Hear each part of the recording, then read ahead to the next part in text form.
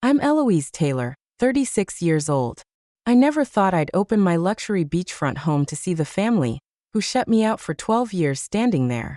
My mother Grace, stepfather Richard, stepsister Vanessa, and her husband Eric stared at me, their faces a mix of awe and unease.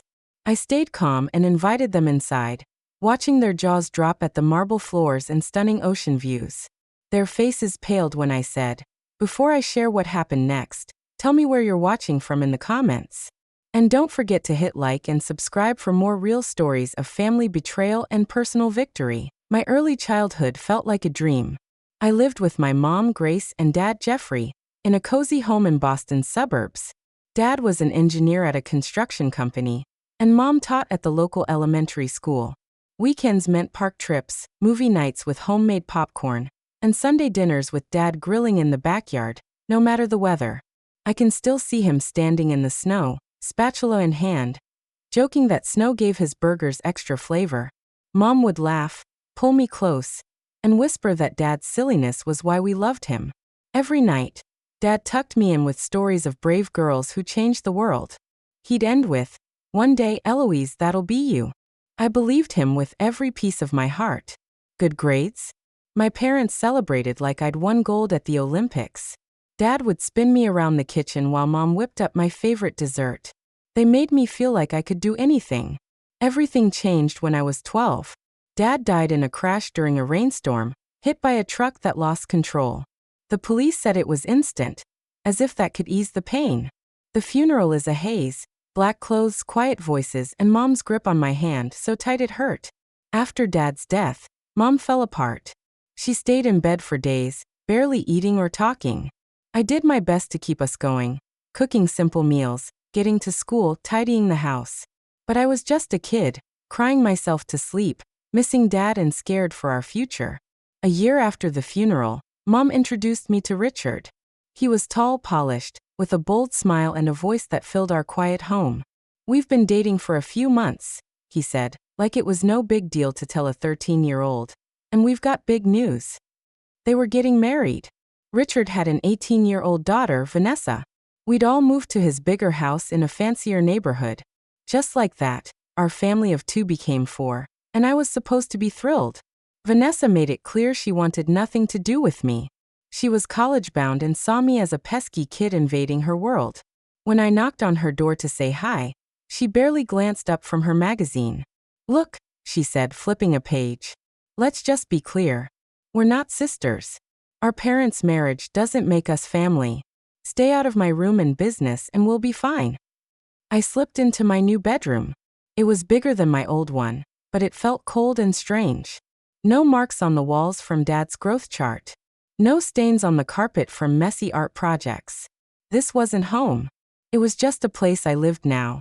Richard wasn't mean, but he never acted like a dad to me. He was polite yet distant, giving all his love to Vanessa. When Vanessa got into her top college, Richard threw a big party with fancy food and lots of guests. When I won the science fair that year, he just nodded, said "That's nice," and went back to his paper. The deepest pain came from seeing mom change. She'd always been my biggest supporter, knowing me inside out. But with Richard, she turned different. Focused on looks, impatient with my questions and needs. If Richard picked on my manners or clothes, mom's look said, "Do as he says." When I shared my feelings alone with her, she'd dismiss me. "We're adjusting, Eloise. Try harder." Dinners at the new house were full of tension. Richard controlled the talk, boasting about his real estate or Vanessa's wins. If I spoke up, he'd cut me off or ignore me. Mom offered tiny smiles, but rarely defended me. The hardest moments were alone with Vanessa. She excelled at quiet meanness. Sharp words when no one heard. Accidentally breaking my stuff, blaming me for her messes. She once spilled soda on my rare photo album of dad and me. When I called her out, she shrugged it off as an accident, but her smirk said otherwise. Months went by, and I spotted trouble. Richard took over all finances, even dad's money for me. Dad had a college fund and inheritance for me at 18. Overhearing Richard talk about reinvesting those idle funds with mom twisted my gut. But asking mom always led to her switching topics fast. Our once close bond chilled. We felt like far-off relatives, not mom and daughter. In lonely times, I'd pull out Dad's photos, recalling unconditional love. Those memories kept me going through tougher days in this so-called home. By 16, I built a survival plan. Focus on school, plot my getaway. I dove into studies, joined all academic clubs, stayed late to skip home. My grades shone. Teachers said my future looked bright. At home, my successes got shrugs or suspicion. Why stay at school till 6? Richard demanded. What's really going on? No talks of study groups or clubs convinced him. Meanwhile, Vanessa began at a top university. Her calls home were big events. Richard would call us to the living room to hear about Vanessa's latest college party, or a professor's praise. Mom glowed with pride while I sat there, unseen. I poured my heart into a journal, with no one to confide in. One entry read, "What if I vanished? Would anyone in this house even care?" My bond with Mom faded to just practical talk. Dinner times, school supplies, chore reminders, that's all we had. The mom who once knew my every dream now felt like a stranger sharing the same house. My junior year of high school brought the breaking point. I was researching colleges and needed to know about my college fund. Dad always said he was saving for my education. Even though we weren't rich, I knew he'd set aside a good amount. I mustered my courage and approached Richard in his home office one evening. I knocked on the doorframe. He looked up, annoyed. "Eloise, I'm busy." "What is it?" "I need to know about my college fund," I said, voice steady despite my nerves. "The one Dad set up for me. How much is left for planning?" Richard leaned back, his face shifting oddly. "That money's gone," he said bluntly. "Gone? What does that mean?" "It's been used for Vanessa's tuition and family investments." "Your mom agreed." The room spun. "That was my money. Dad saved it for my education." Richard's face turned cold. "Eloise, while you're under my roof, you don't question my decisions. That money helped our family. Asking about it proves you're ungrateful for all we've given you." I stood there, speechless. They'd taken what was mine and called me ungrateful for asking. I left his office, my mind reeling. I had to talk to Mom. I found her in the kitchen making dinner. I told her what Richard said, expecting shock or anger.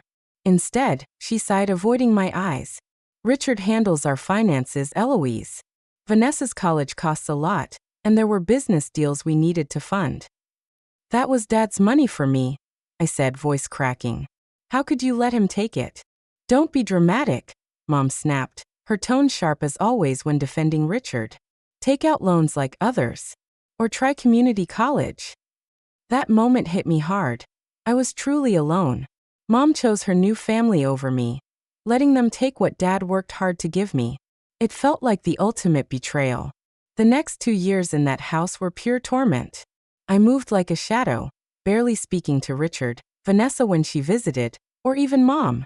I worked part-time jobs, saved every cent, and chased every scholarship I could find.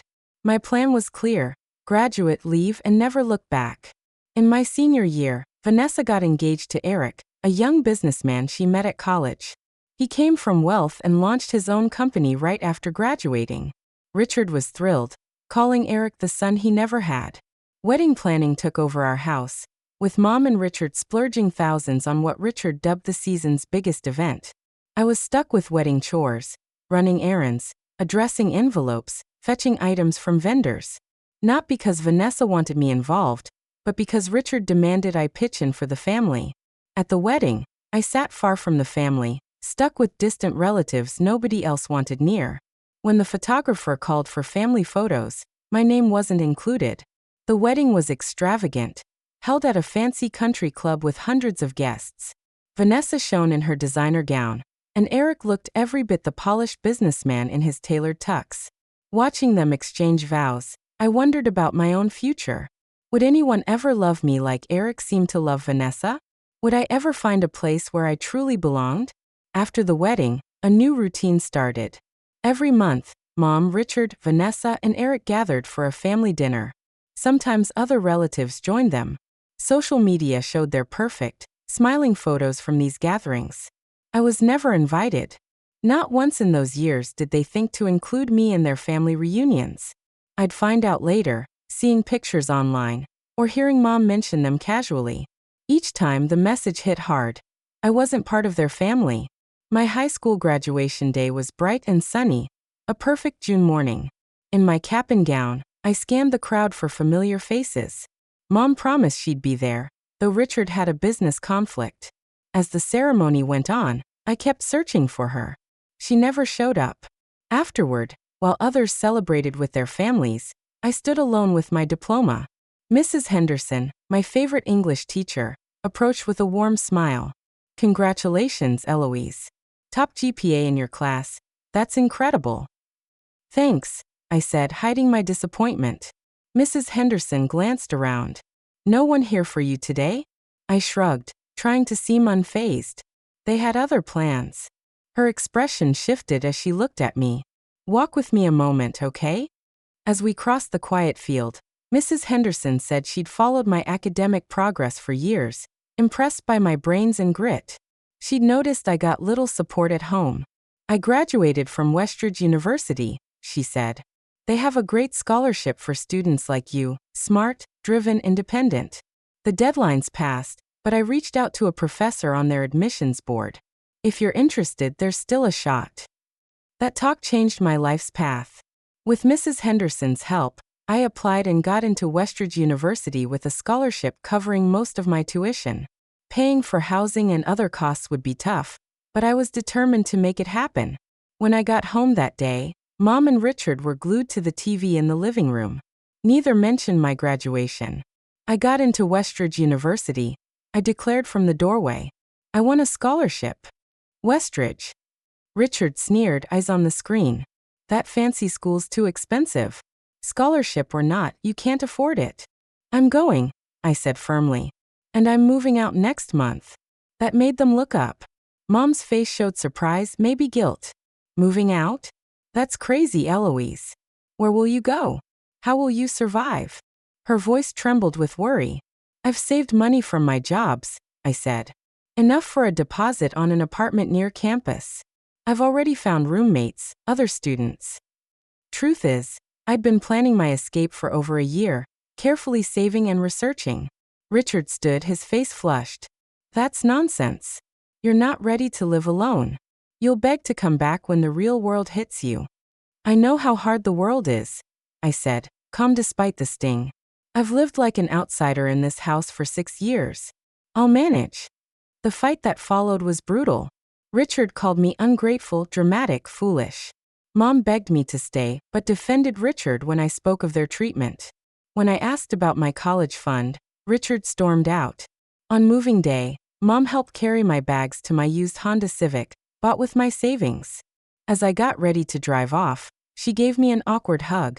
You can always come back, she said, glancing at the house where Richard waited. Can I, Mom? I asked softly. She didn't answer. My first year at Westridge was grueling. I juggled 2 part-time jobs and a full course load. My apartment, shared with 3 others, was in a shabby building far from campus, requiring long bus rides. Some nights, I went to bed hungry, choosing textbooks over food.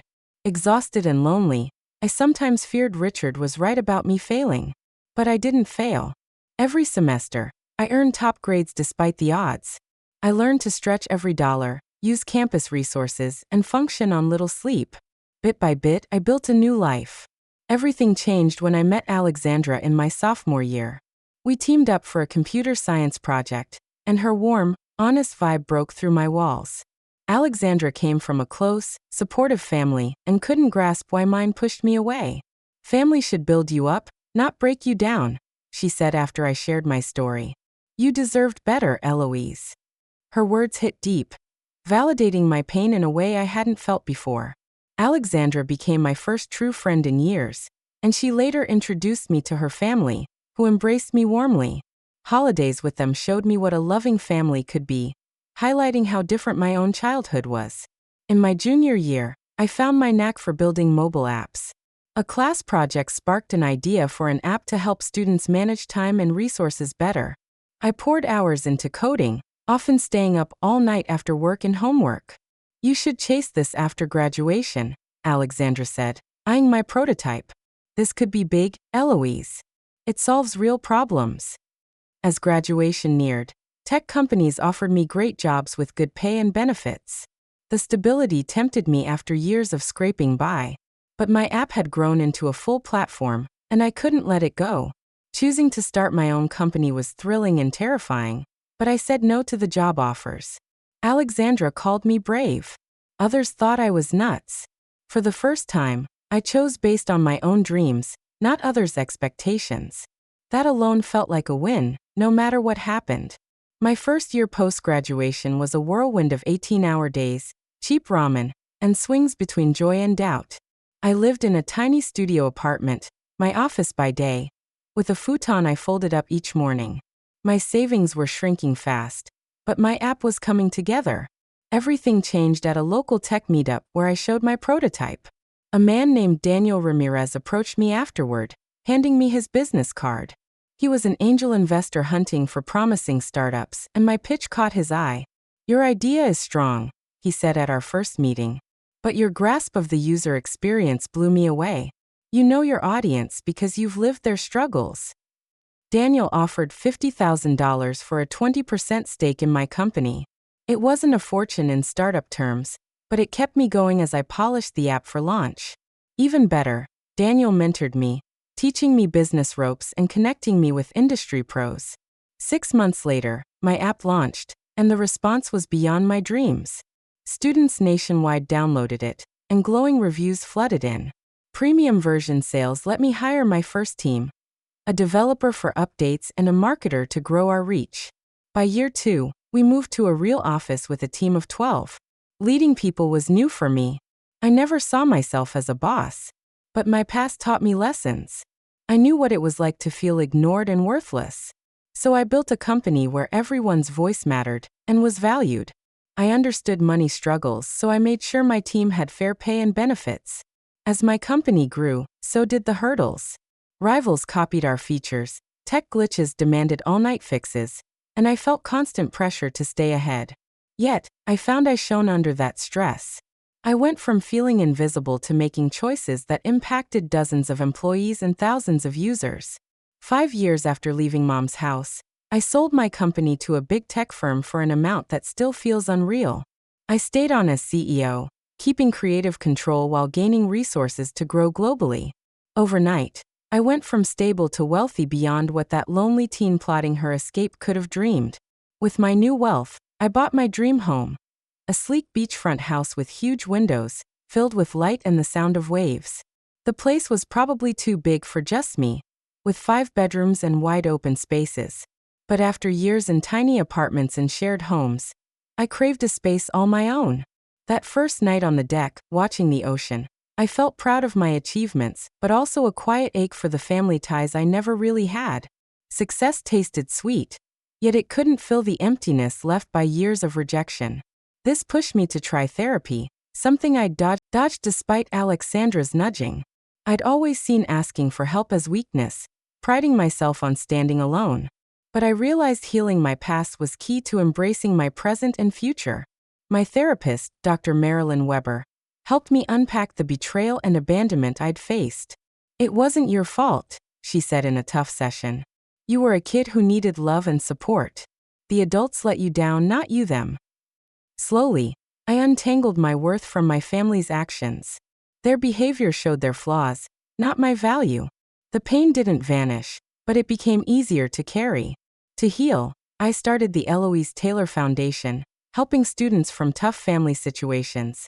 It offered money, mentorship, and emotional support for kids like me, building lives without family help.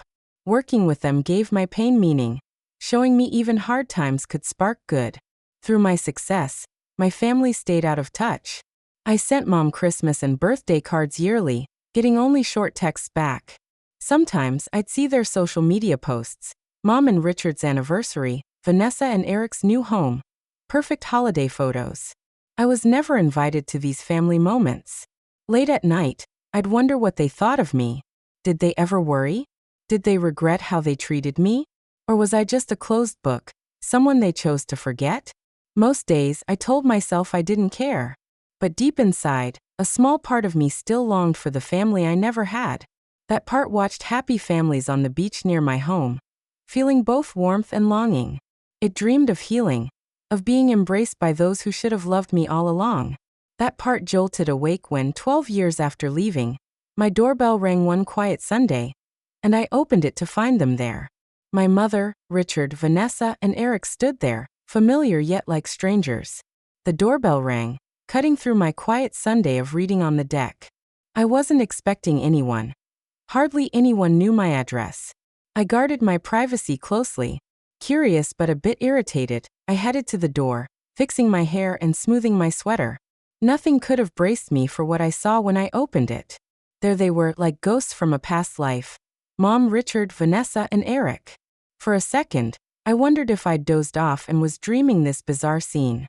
Mom looked older than her 62 years. Her once lively brown hair was now gray, cut in a sharp bob. Her fancy outfit clashed with the worry in her eyes. Richard stood beside her, still tall but less commanding. His proud stance had softened to a slight hunch, his once perfect hair now thin. Vanessa, now 36, kept her sleek look, but her designer clothes didn't hide her tense shoulders or tight mouth. Eric stood a bit apart, his face blank behind a stiff smile. "Eloise," Mom whispered. "It's been so long." I froze in the doorway, hit by a rush of emotions. Shock, anger, confusion, curiosity. They all fought inside me. But years of business deals taught me to stay cool under pressure. "Yes," I said calmly. 12 years exactly. Silence hung heavy as they waited for me to say more.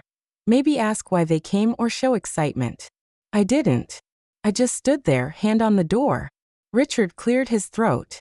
"Nice place you've got. This area's pretty exclusive. Want to come in?" I asked, not warmly, but because lingering in the doorway felt odd, and I wanted answers about their visit. They walked past me into the foyer, eyes wide at the high ceilings, marble floors, and ocean views through glass walls. I led them to the living room, pointing to the sectional sofa, while I sat across from them. "Drinks? Water, coffee, tea?" I offered. My voice felt off, formal, like I was meeting clients, not family. "Water's fine," Mom said, and the others nodded. I stepped to the kitchen, thankful for a moment to gather my thoughts. As I poured filtered water into glasses and set them on a tray, I took deep breaths. No matter why they showed up after all these years, I wouldn't let them see how much it shook me. I wouldn't give them that control. Back in the living room, their quiet chatter stopped when I walked in. I handed out the water, sat down, crossed my legs, and looked them in the eyes. "So," I said, "why are you here after all this time? And how do you get my address?" Mom and Richard glanced at each other before she spoke. "We read about you in Business Insider. It said you lived around here, so we hired someone to track down your address." She looked sheepish admitting it. "Pretty clever," I said, keeping my tone even. "You've done really well," Vanessa said, waving at the room. "Your company's a big deal, from what we've read." "It is," I nodded, surprised they'd followed my success. Silence settled, heavy and awkward. I sipped my water, waiting. They came to me. They owed me an explanation. "Eloise," Mom said, leaning in. "We want to reconnect. It's been too long. We're family after all." "Family?" I echoed, the word strange in my mouth. That's an odd way to put it. Richard squirmed in his seat. "We know growing up wasn't always smooth," he said. "But that's behind us. We want to move forward." I watched him, noticing sweat on his brow despite the cool room. "Move forward," I repeated. "What does that mean to you, Richard?" Our talk dragged on, tense, for almost an hour. They asked shallow questions about my life, work, and house. I answered politely, giving only what they asked for, nothing more. They shared surface-level updates. Vanessa and Eric's 10th anniversary, Mom's retirement from teaching, Richard's reduced role in real estate. They skipped the 12 years of silence, the family events I was left out of, the big moments they never shared with me. We tiptoed around those gaps, keeping up a polite front that grew harder to maintain. When I offered to show them the ocean view deck, their real reason for coming started to slip out. As we admired the waves, Eric mentioned his new tech startup, promising but short on cash. "Market timing's been rough," he said, staring at the horizon. "We're in a temporary cash crunch." "That sounds tough," I said, playing dumb. Vanessa touched her stomach, a move I hadn't noticed before. We're expecting our first baby, she said, her voice softer now. Due in 4 months. Congratulations, I said, meaning it despite our past. A baby deserved only good wishes, no matter who the parents were. Wonderful news, Richard jumped in. But it's straining their finances. And with the market hitting my retirement savings and your mom's pension falling short. I turned from the view to face them. Are you asking me for money? My bluntness caught them off guard. Mom stared at her hands. Vanessa blushed. Eric studied his shoes. Only Richard tried to stay calm. Not exactly asking, he said, using that slick tone from my childhood, the one for persuading. We're exploring ways family can help each other. Maybe an investment in Eric's company or a loan for the baby. A loan, I said. How much do you think family should chip in? Richard named an amount. Huge to the 18-year-old who left home broke, but small to me now. Their boldness stunned me. Showing up after 12 years of silence, expecting me to hand over money. I see, I said, keeping my voice even despite the anger rising inside. So you're here because you need cash? No, Mom rushed to say. We really want to reconnect. The money issue is separate. Is it? I asked, raising an eyebrow. No calls, no visits, no invites to family events in 12 years. I sent my address with every Christmas card. But now, when you need money, family matters? Tension thickened the air on the deck. Richard squared his shoulders, his stance braced for a fight as always. Eloise, he said, his tone patronizing. No need for drama. Families drift, but blood is blood. I stared at him, feeling the sting of his words, then turned toward the house. Let's finish this talk inside. I said over my shoulder, leading them to the living room. The weight of years, pain, resentment, rejection, pressed down as they followed. No more dodging the truth. It was time to face it, whether they liked it or not. In the living room, I excused myself briefly. 1 second, I said, standing. I need to grab something. In my office, I unlocked the bottom drawer of my desk and pulled out a manila envelope I'd kept for years. It held every Christmas card, birthday card, and letter I'd sent Mom since leaving home. All returned unopened, stamped return to sender. Each one was a silent rejection I'd hidden, even from Alexandra and my therapist. I set the envelope on the coffee table between us. No one reached for it. Do you know what these are? I asked, my voice calm but clear. No one spoke, so I continued. These are the cards I sent for 12 years, birthdays, holidays, or just when I missed family. They all came back unopened. Mom's face went pale. I never got any cards, she said, her voice shaking. I looked at Richard, his face now stone cold. Did you stop Mom's mail, Richard? His silence told me everything. I grabbed my tablet from a side table. There's more, I said, showing them emails I'd sent. All read but unanswered, and texts delivered but ignored. Vanessa shifted, uneasy. Eloise, let's leave the past behind. We want to move forward, she said. Do you? I asked, staring at her. Or are you here because you need something from me? Silence fell, broken only by the distant crash of waves outside. A strange calm settled over me. The hurt and anger lingered, but they didn't own me anymore. I'd built a life despite their rejection. Found success, friends, and peace. Their view of me no longer defined my worth. Let me ask you this, I said, breaking the quiet. If I'd failed, if I was broke instead of wealthy, would you be here now, talking about family? Their faces paled as my words hit home. Richard spoke first, recovering. That's unfair, Eloise. We've had our struggles. We didn't handle everything perfectly, but we did our best. Did you? I shot back, my voice steady. Was taking my college fund your best? Excluding me from family events? Returning my letters? Richard's voice sharpened. We had financial struggles. Vanessa's college was costly, and some investments failed. We made tough calls.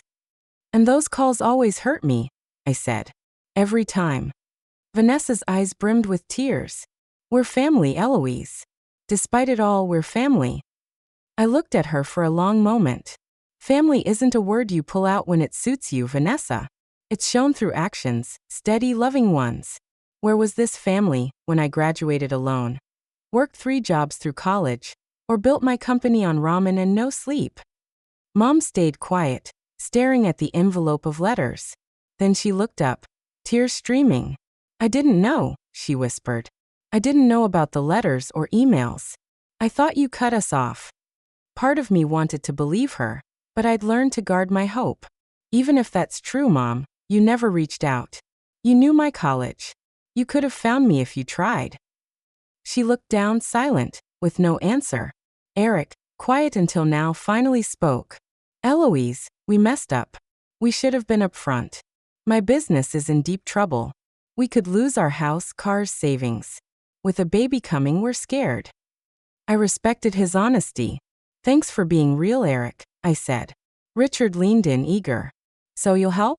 A loan or maybe an investment in Eric's company. Your skills and money could benefit us all. I shook my head. No, Richard, I won't give you money. Their hopeful looks crumbled. Richard's turning to anger. After all this family talk, you're abandoning us in our time of need, he snapped. I'm not abandoning anyone, I said calmly. But I won't ignore the past or pretend you're here for anything but money. I looked at each of them. Here's my offer. If you want to rebuild a relationship, we can start slow, as adults now, not who we were 12 years ago. Eric, if you're serious about your business, I'll review your plan, offer advice or connections, but no cash. Trust is earned, not bought. Richard stood fuming. This is absurd. We came in good faith, and you're acting like we're conning you. No, I said, staying seated. I'm treating you like people who hurt me deeply and haven't owned up to it. I'm setting boundaries based on our past. That's not absurd, it's self-respect.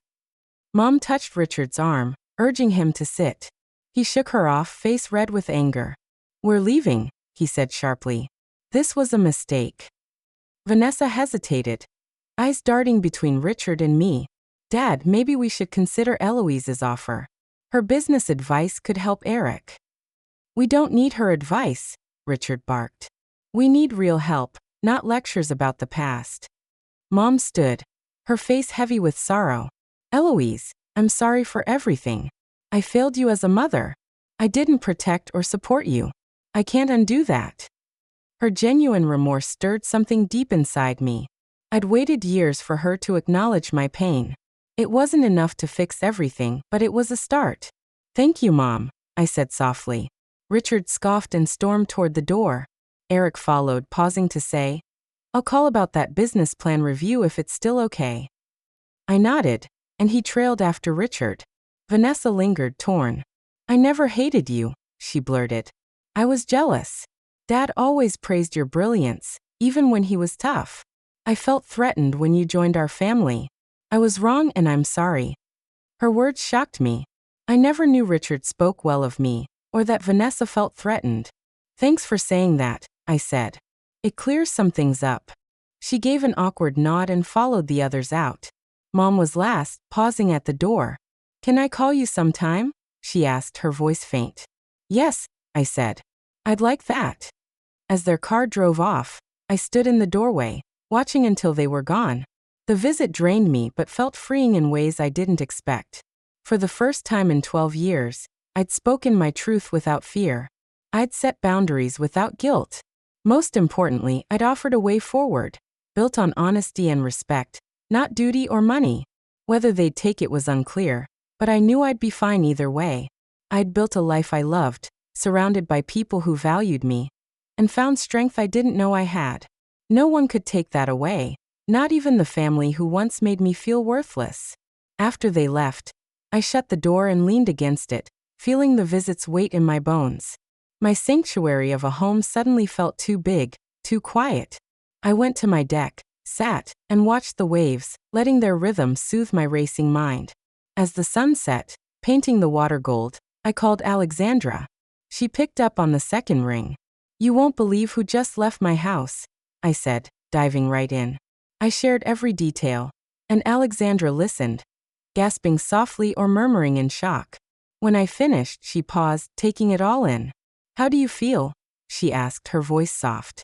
Shaken, I admitted. Angry, sad, but also relieved. I finally said all the things I've held inside for years. I'm proud of you, she said. Setting those boundaries, especially with your mom's apology, couldn't have been easy. It wasn't, I agreed. Part of me wanted to just pay them off and be done. Another part wanted to kick them out when I saw their real motive. Finding balance was tough. But you did it, she said. That's growth, Eloise.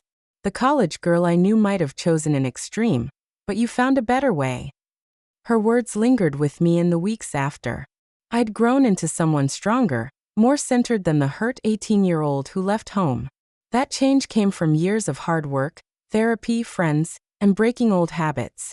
For a month after their visit, I heard nothing from them. I wasn't shocked. Richard's pride likely stung from my refusal to give money. I wondered sometimes if Mom meant her apology, or if it was just another ploy. I tried not to obsess, focusing instead on my company and the scholarship foundation, gearing up to name new recipients. 6 weeks later, Mom emailed me. Her short but sincere note apologized again, and asked for a phone call. I sent my number and suggested a time that week. Our first call was stiff, full of pauses, but it was a start. We agreed to talk again, and soon our weekly calls became a routine, slowly building something new from our broken past. 3 months in, Mom shared they were in marriage counseling. Things haven't been good with Richard for years, she said. I've been scared to admit how unhappy I am. Scared of being alone again, like after your dad died. Her mention of Dad, the first in years, opened a door to talk about him. Our happy times, memories I thought only I held. Those shared stories became a bridge, linking our past to a less painful present. Around then, Eric emailed, taking up my offer to review his business plan. His plan was solid but needed better execution and financial strategy. I spent a weekend marking it up with notes and sent it back, offering to connect him with industry contacts. His thankful reply led to more emails, which turned personal over time. Eric shared that Vanessa had a baby girl, Lily, and sent a photo of her, tiny and perfect. I sent a gift basket but kept my boundaries clear.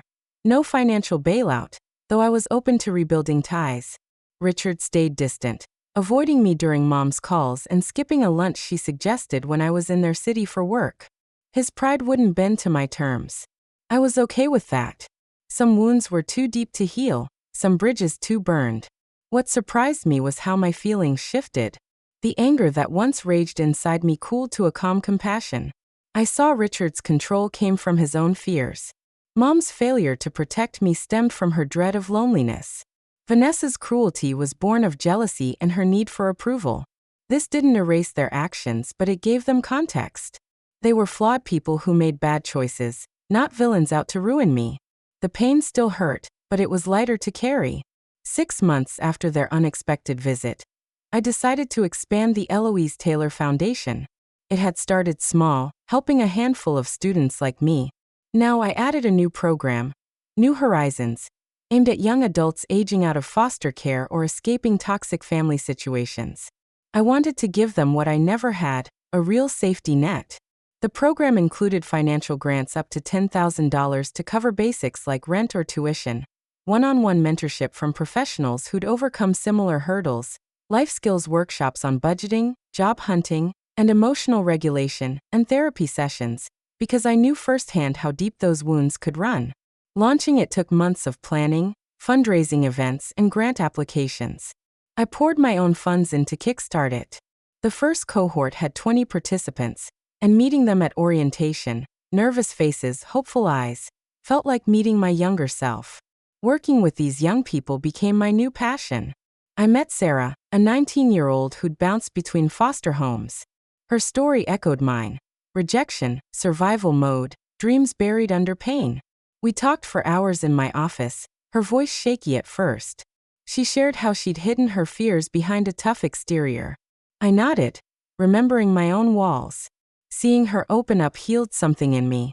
Another kid, Jamal, had left a controlling family at 17. He struggled with trust, just like I had. Through our mentorship, he learned to set boundaries. Watching him land his first job brought tears to my eyes. Their resilience inspired me daily. They faced odds I knew too well, yet pushed forward. Hearing their breakthroughs made my old aches fade. I realized I wasn't just helping them, they were helping me. Parts of my heart, still raw from betrayal, began to mend. The foundation's annual gala arrived sooner than I expected. It was our biggest event yet, held in a grand ballroom overlooking the city, sparkling with string lights and fresh flowers. Donors in suits mingled with scholarship recipients in their best outfits, partners from tech firms and nonprofits filling the room. I stood backstage, heart pounding. For the first time, I'd share my full story publicly, no more hiding behind the CEO title. As I stepped to the podium, the spotlight hit me. Hundreds of eyes watched, waiting. I took a breath and began. I spoke of my childhood joy, shattered by Dad's death. The stepfamily that pushed me out.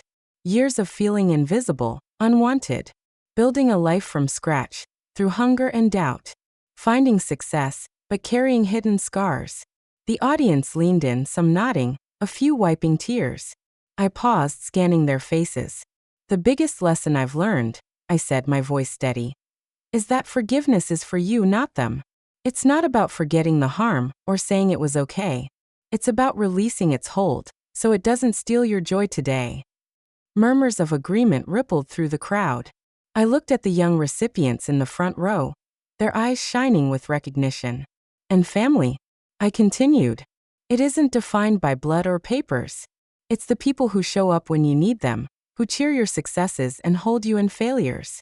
It's built on steady actions, respect, love, consistency, not empty words. Applause erupted as I finished. I stepped down, legs shaky but lighter. Strangers approached, sharing how my words resonated. One donor pledged more funds on the spot. A recipient hugged me, whispering thanks. The night felt like a turning point. As guests filed out, I said goodbyes, handshakes, smiles, promises of future support. Then near the exit, I spotted Mom, standing quietly, almost hidden in the shadows. She hadn't mentioned coming, but there she was, eyes puffy and red from crying. My heart skipped. I walked over, the room's buzz fading behind me. Mom, I said, surprised. She smiled faintly, wiping her cheek. I'm so proud of you, Eloise. Not just for all this success, but for the person you've become. Despite everything, despite us. Her words hit like a wave. I'd waited years for that acknowledgement. We hugged, awkward at first, then tighter. Her familiar scent brought back flashes of childhood. In that embrace, a guarded part of my heart eased. Not fully open, but softer, a crack in the armor I'd worn so long.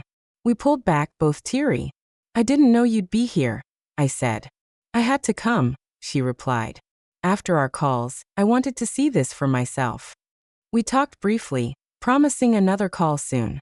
As she left, I felt a quiet hope. The path ahead wouldn't be easy. Rebuilding trust is slow work, demanding patience I'd learned the hard way. Healing broken ties takes real effort, consistent steps, not grand gestures. There would be bumps, tough conversations that reopen old wounds, moments when resentment flares, times I'd need to reinforce my boundaries. Richard might never soften. His pride seemed unbreakable. Our exchanges stayed cold, distant. Vanessa and I might keep our distance too. Our past cruelty lingered, and though we'd chat politely, closeness felt far off. My relationship with Mom would always have scars, faded, perhaps, but visible, reminders of what we'd lost. But healing isn't about wiping scars away or pretending they never happened.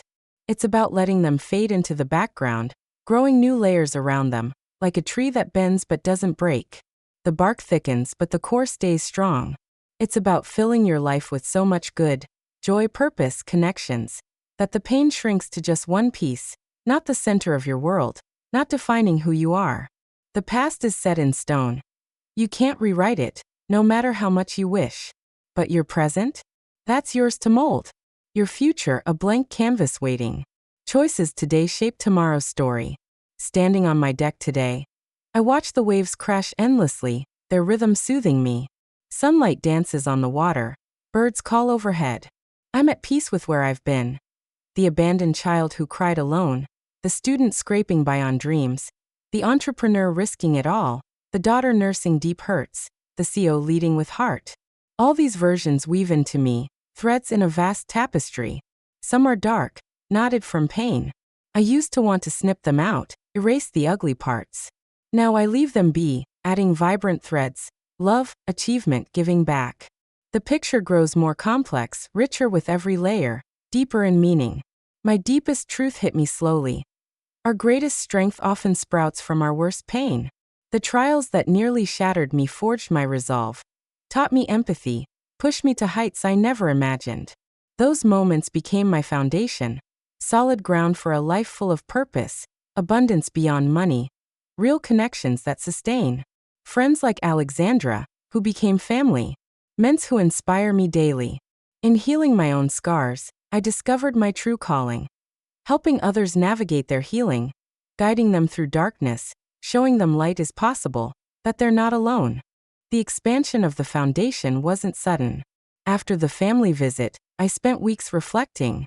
Their appearance stirred old emotions but clarified my purpose. I saw how my pain could fuel positive change. The idea for New Horizons came during a late-night brainstorm on my deck, waves crashing below. Young adults like me needed more than cash. They needed tools to thrive. I reached out to experts, social workers, therapists, former foster kids. Their input shaped the program. Grants for rent or tuition, mentorship, workshops on resumes and cooking, therapy to process trauma. Launching it took months, fundraising, planning, my own funds to kickstart it. The first cohort's orientation was electric. Mia, a quiet 18-year-old with fierce determination, reminded me of myself. She'd aged out of foster care with no safety net, just grit. We bonded over coffee chats, and her progress, from homeless to employed in months, healed my lingering doubts. The gala was a celebration of survival.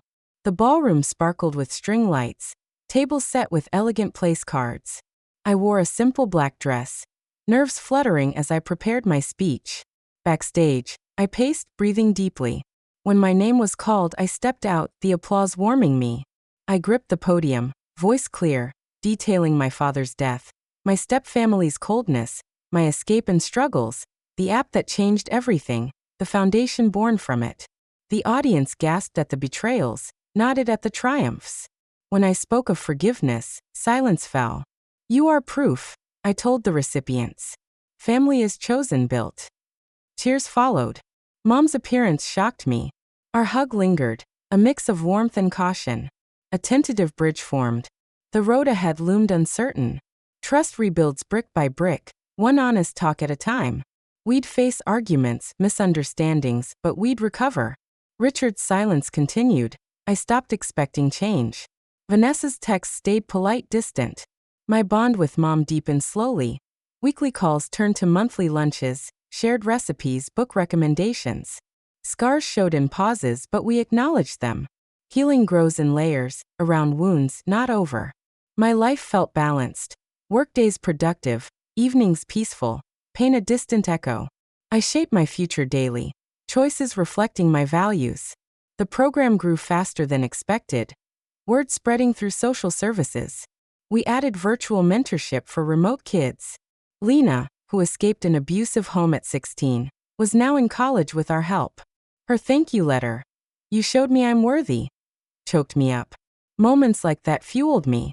One workshop stood out, teaching financial literacy. Theo, a young man, shared his fear of repeating his parents' mistakes. We worked through it together. His smile at the end was priceless. In therapy groups, stories poured out, their courage healing my own isolation. Prep for the gala was intense, invites, speeches, catering. I rehearsed nightly, tweaking words for impact. On stage, vulnerability hit, but sharing freed me. Audience questions like, "How do you forgive?" got honest answers. One day at a time. Mom's presence at the gala meant more than words. We talked longer after, about Dad, old memories, laughter mixed with tears. Setbacks came, like a tense call where she defended Richard. I held firm, ended early, but we recovered next week. Progress, not perfection. Richard's absence stung less. It was his choice, not mine. Vanessa's baby news came via Eric. I sent gifts, kept distance, our chats light. My life overflowed with meaning, work, foundation, friends. Pain was now a chapter, not the book. Standing here, waves eternal, I'm grateful for every thread, painful ones included. They add contrast, beauty. Strength from depths became my foundation. Purpose, connection, abundance. Helping others is my gift. What's your wound turned strength? Have you turned rejection into fuel for growth? Faced betrayal that sparked unexpected strength? Set boundaries that set you free? Share in the comments. Stories unite us. Like, subscribe, share this with someone needing hope.